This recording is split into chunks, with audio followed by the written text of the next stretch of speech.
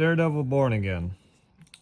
So, I'm going to hands down say this for most people. I actually think Daredevil is one of the best written characters overall. And it's hard to find a series that I think matches it bar for bar, decade after decade, and year after year. When you actually compare, I don't think you had people that maybe had runs, but then when another person took over, I don't know if someone held it up as much, and especially for a solo character, not being a team book. You know, X-Men is X-Men. Many people wrote that book, but it's you're also comparing a team to a solo character. Whereas like Batman is very hit and miss. And same thing with Spider-Man after,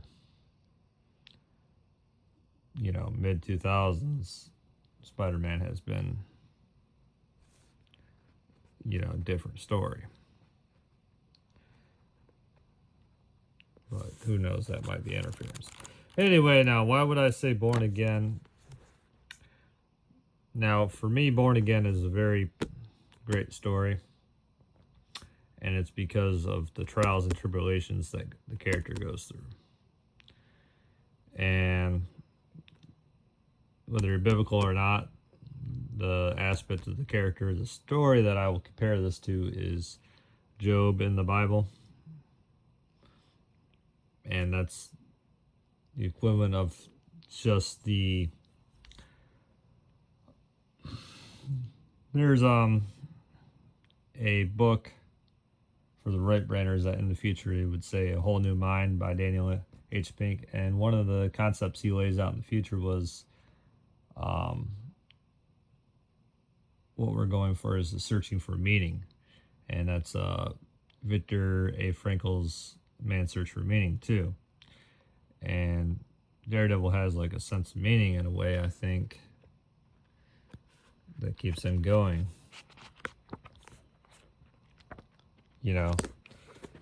You read the back of the book and he's like, and I have shown him that a man without hope is a man without fear.